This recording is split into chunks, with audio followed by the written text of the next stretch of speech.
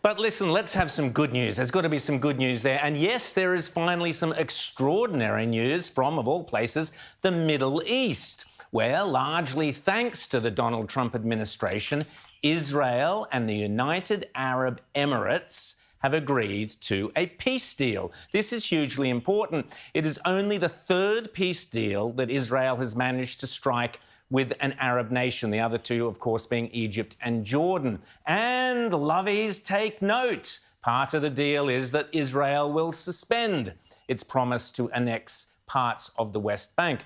But of course, living up to their time-honoured tradition of never missing an opportunity to miss an opportunity, the Palestinians denounced the deal and called it a betrayal of their cause. And now they are withdrawing their ambassador from the Emirates. I'm sure the Emirates won't lose much sleep over that. As even my old mate Greg Sheridan, who once told me it was unconscionable to be rooting for Donald Trump, he's now saying this is a brilliant result for Trump and, of course, is vastly better than anything that ever happened in the Middle East or anywhere else under Barack Obama. So I presume, James and Rita, that those Oslo medal makers are already busily etching Trump's name onto the Nobel Peace Prize for later this year. No, what a surprise. Maybe they could give it to Greta instead. But talking about spoiling the party, the UK, France and Germany disgustingly managed to betray both Israel and the Gulf states the very next day by shamefully voting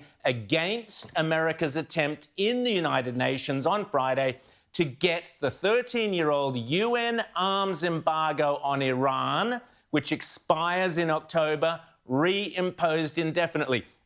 As Mike Pompeo said, we can't allow the world's biggest state sponsor of terrorism to buy and sell weapons. I mean, that's just nuts. And I'm sure Rita would have plenty to say on that. Yet, thanks to Britain, France and Germany, Iran will soon be free to buy and sell weapons, tanks, rockets that could threaten not only Israel and the Gulf states, but also strike Europe and beyond. I mean, what could possibly go wrong with that, Rita?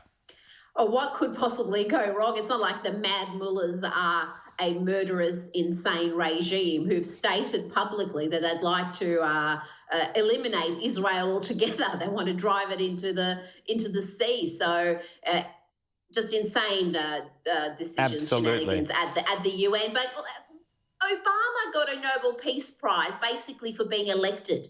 And then he went on to wreak havoc across the Middle East. I mean, you look at the state, and North Africa too, you look at the state of places like Libya, you look at the way he cheered on the Arab Spring and the disaster that brought.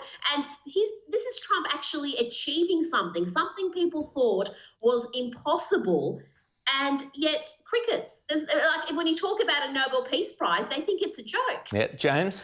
Well, actually, though, I'm going to disagree with you both a little bit because I think we're not giving Barack Obama as much credit for this peace deal as he deserves. And here's why. Because back under the entirely feckless and incompetent administration of Barack Obama, when they literally flew C-130 aircraft full of American dollars to the Iranian regime, to the mullahs, and when they said, oh, yeah, no, we'll sign this Iran deal, and, you can get your centrifuges going, and you can, start work on your nuclear program again.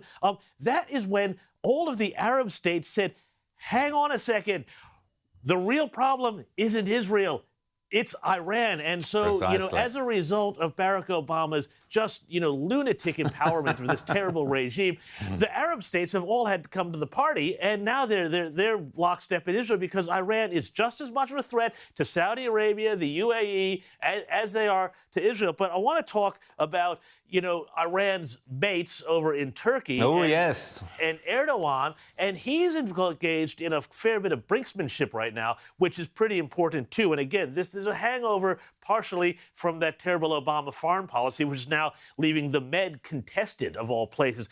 Erdogan's got a ship, an exploratory seismic graphing ship, to go and check out potential undersea energy resources in disputed waters between Greece and Turkey. Now, the Greeks and the Turks, there's no love lost there.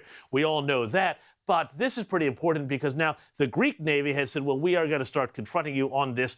It's very, very tense, and you could actually wind up seeing a standoff now, a military standoff between two NATO powers. Remember, Turkey is in NATO as well as Greece. So this is a big and very worrying mess, I would say. Sure is, and that Erdogan is a dangerous, dangerous character. I mean, he's suppressed the freedoms, and Turkey was once one of the great bastions, showed how an Islamic country could become a secular country. That's all been reversed. In fact, we talked the other day on the show about Hagia Sophia, the original amazing cathedral there in Istanbul, which has been a museum to all religions since Ataturk's day, Kemal Ataturk's day, back at the end of the First World War. Well, Erdogan, as James reported last week, went and turned it back into a mosque. So he's taken the oldest cathedral in Christendom, turned it back into a mosque, and had a huge, huge kind of service there to commemorate fantastic returning to Islam.